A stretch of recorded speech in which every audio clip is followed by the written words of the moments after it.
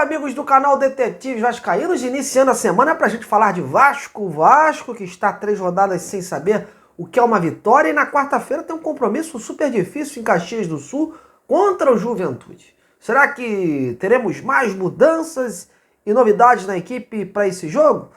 Tudo indica que sim, mas quem vai definir isso é o Álvaro Pacheco, que apesar de não ser o culpado pela montagem desse elenco, vai tendo a cada jogo o trabalho contestado por conta de suas escolhas. Foi assim contra o Flamengo, contra o Palmeiras e ontem contra o Cruzeiro. Agora, Álvaro tem mais uma chance de reverter esse quadro e mostrar que a evolução que tanto prega está acontecendo. E aqui você vai ficar sabendo de cada detalhe do time do Vasco, que se prepara para pegar o Juventude, e um pouco também sobre o nosso adversário, que está recheado de ex-vascaínos, tendo o veterano Nenê como o seu principal nome. Então, vem comigo nessa, fique até o final, deixe o like, compartilhe e me ajude a aumentar o número de inscritos do canal. Bom, ao contrário da outra semana, quando o Vasco teve folga, o time já iniciou essa semana agora trabalhando duro. Tudo porque quarta-feira pega o Juventude no estádio Alfredo Jaconi às 20 horas e precisando trazer na bagagem um bom resultado que possa afastar o time da zona de rebaixamento. Hoje o Vasco está na 15ª posição com 7 pontos, porém o Grêmio e o Criciúma, que estão no Z4, têm 2 partidas a menos e podem perfeitamente passar o Clube Cruz Maltino na tabela. Por isso, somar pontos é importante neste momento. Se vencer então, melhor ainda. Ontem o time vacilou em casa quando tinha um cenário favorável para buscar os 3 pontos contra um Cruzeiro recheado de jogadores que não vinham aí sendo titulares, impedindo assim de dar um salto maior na tabela. Para variar, o técnico português Álvaro Pacheco voltou a ser contestado por grande parte da torcida por suas escolhas, como por exemplo a permanência do Galdames no time titular. Aliás, o Álvaro na semana passada deu uma declaração polêmica como se estivesse fora da realidade, afirmando que o Vasco tinha evoluído contra o Palmeiras em relação ao jogo do Flamengo. E ontem voltou a fazer uma leitura estranha, justamente sobre o Galdames, um dos mais criticados pela torcida vascaína. Na opinião do Álvaro, o chileno foi fantástico. Vamos ouvir. Em questão do Galdames, eu vou-lhe ser sincero, como técnico, fez um jogo brutal.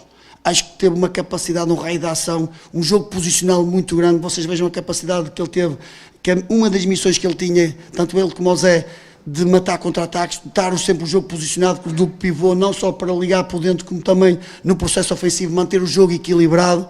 Teve um jogo, soube temporizar muitas das vezes quando estava em inferioridade numérica, soube quando tinha que temporizar e saltar na pressão. E eu vou ser sincero, o Galdames fez um jogo, na minha opinião, enquanto técnico, enquanto aquilo que é a nossa identidade, fantástico, fantástico mesmo, para ser sincero.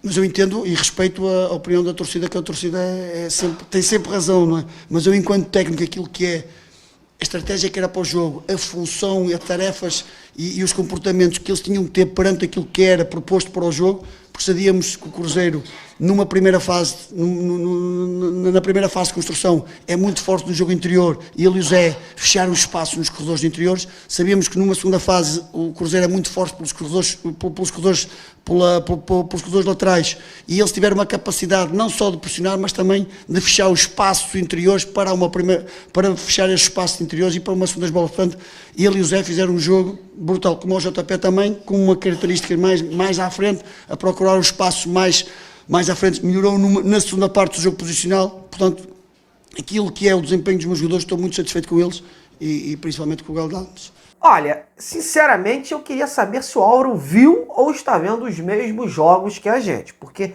considerar que o Galdames fez um jogo brutal é no mínimo estranho. Eu não sei qual a ótica desse elogio, se para dar confiança ao atleta, se para blindá-lo ou se para forçar uma barra. Mas que o Galdames não vem apresentando nada demais, isso todos têm visto.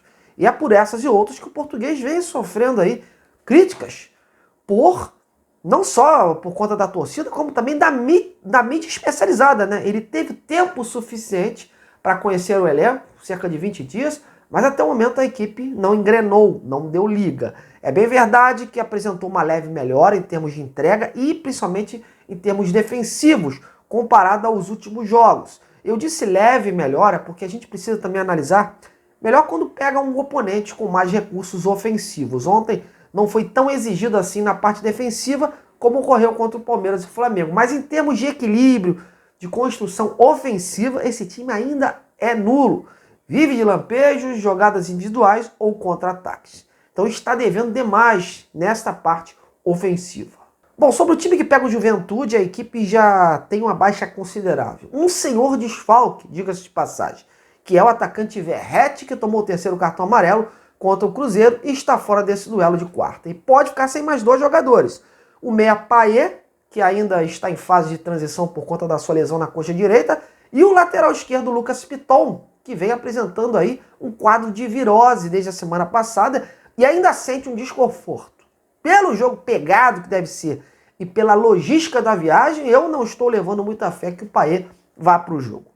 Sobre o Piton, por ser virose, ainda há essa possibilidade dele atuar. O departamento médico do clube vai esperar até amanhã, no último treino, para confirmar essas duas situações, já que a equipe embarca para Caxias do Sul no final da tarde. Como o Verratti não vai poder atuar, provavelmente o Cleiton deve ser o titular, porque na teoria ele foi contratado para ser o reserva do Verratti e tem características de ser mais um 9. Sobre outras mudanças, se ocorrerem, será mais no tocante ao substituto do Payet. Ontem o Adson acabou sendo escolhido para ocupar esse papel, mas o David vem correndo por fora. Provável que o Rossi e o garoto JP Galvão devam ser mantidos no time. Sobre dúvidas, colocaria aí na lateral direita, já que é um setor que nenhum dos dois está rendendo, tanto o Puma como o Paulo Henrique. Tanto que o zagueiro João Victor já apareceu por ali em outras oportunidades de maneira improvisada. Então vamos aguardar o treinamento de amanhã para saber como vai se desenhar esse Vasco para pegar o Juventude. E por falar no Juventude, uma curiosidade, o nosso adversário de quarta está cheio de ex-vascaínos. Alguns no time titular, outros como opções para o banco de reservas. O nome de maior envergadura é o veterano Nenê, que poderá ter a oportunidade de ficar frente a frente com seu ex-clube, ao qual tem um grande carinho, né? Um carinho especial. O Nenê, aliás, ficou de fora da partida contra o Red Bull Bragantino, onde o clube gaúcho foi derrotado, porque estava sendo poupado por conta do desgaste, né? O camisa 10 começou como titular nos 3 jogos após a paralisação do campeonato, porém, por conta desse jogo do meio da semana com o Vasco e o intervalo curto entre as partidas, se achou melhor preservá-lo, já que ele não é nenhum garoto, né? E a lista segue grande. No time titular, temos ainda o zagueiro Danilo Bosa, que atuou na última Série B com a camisa do Vasco, e por lá é titular absoluto, e o atacante Gilberto, quem não se recorda, do ex-camisa 9 Cruz Maltino, que por aqui foi campeão carioca em 2015 e artilheiro do time. Ele hoje é titular absoluto da equipe do técnico Roger Machado. E ainda em termos de ataque, o banco do Juventude também possui um velho conhecido. Aliás, recente, né? O atacante Eric Farias, que jogou a Série B pelo Vasco em 2022, vindo do Ipiranga de Erechim. Enfim, tem que abrir o olho, porque o Juventude em seu estádio é perigoso e vem de uma derrota fora de casa, vai querer compensar o resultado. É uma equipe bem treinada pelo Roger e hoje ocupa a 11ª colocação, com 10 pontos e com uma partida a menos.